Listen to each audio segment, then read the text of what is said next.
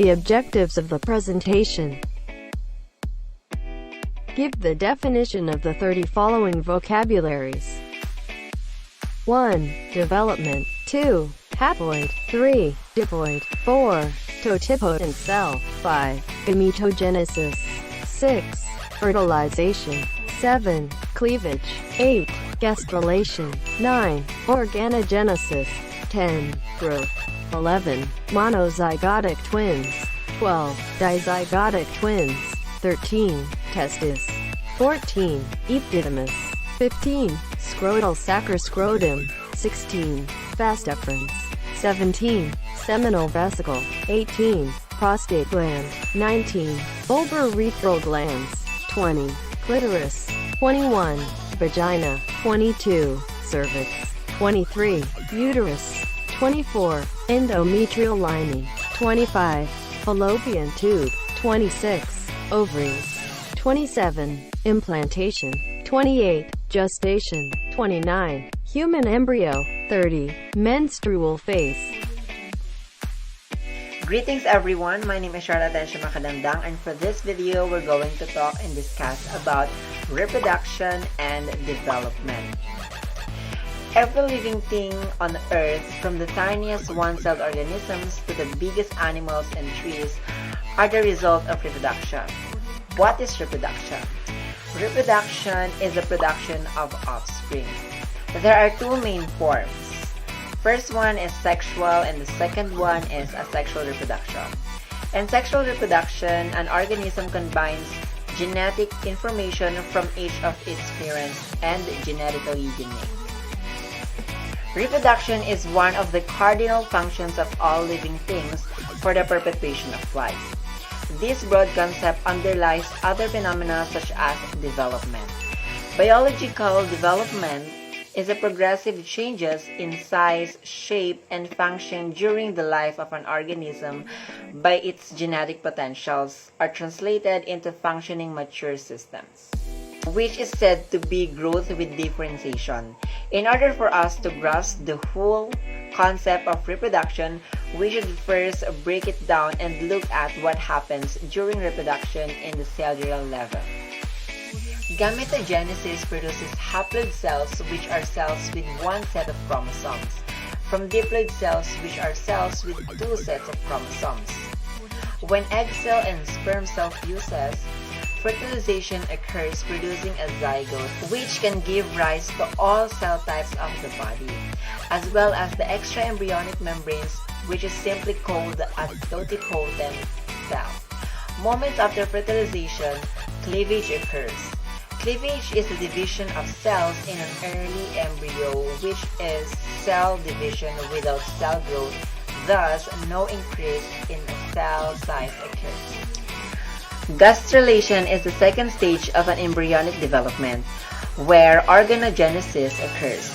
Organogenesis is the process by which the three germ tissue layers of the embryo, which are ectoderm, endoderm, and mesoderm, develop into the internal organs of an organism. Therefore, the different organs of the body develops.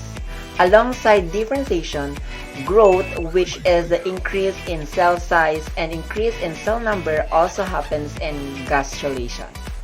In a rare case, where the cells of an embryo splits and does not manage to stay in a single mass of cells, the individual cells were split grows into separate individuals that are identical, called monozygotic twins or identical twins.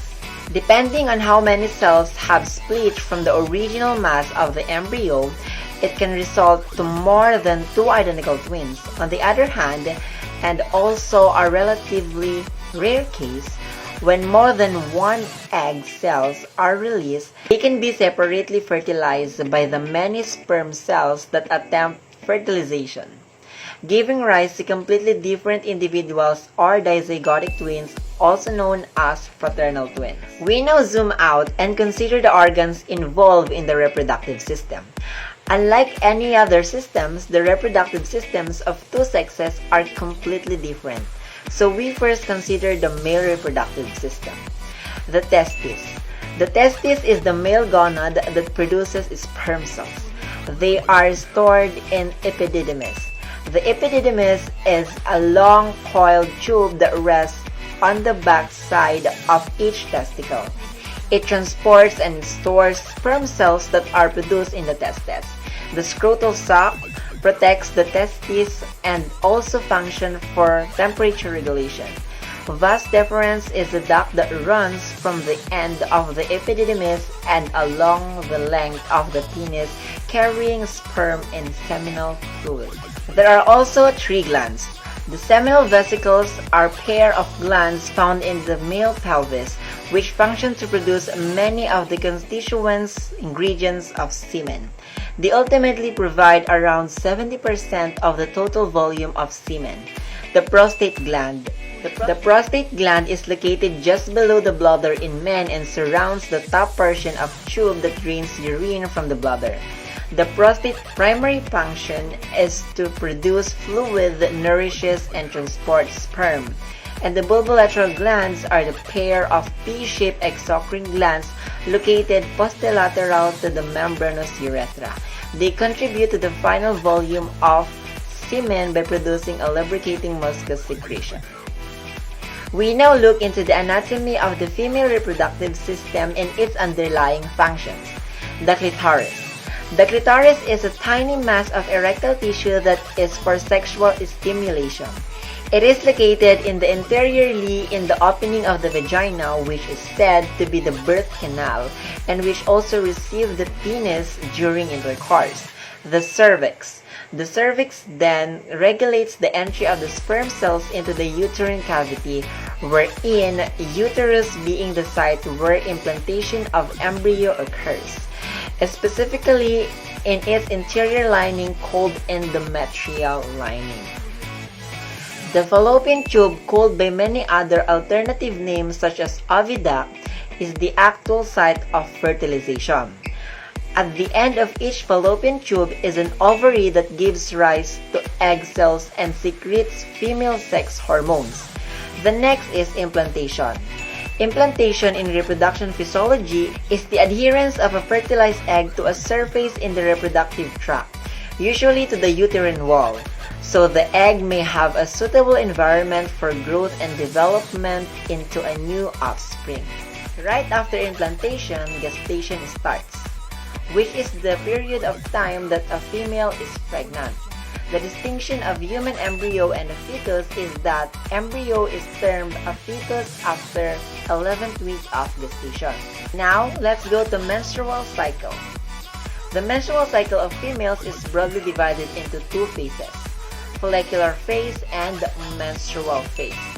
The follicular phase is when the ovum and the surrounding of follicles develop and the lining of the uterus is thickened.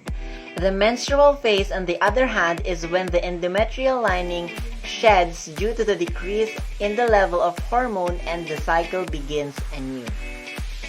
And that's the end of this discussion. Again, my name is Janet Atencio Makadandang. Spread love, spread learning. I hope you learn. God bless and keep safe.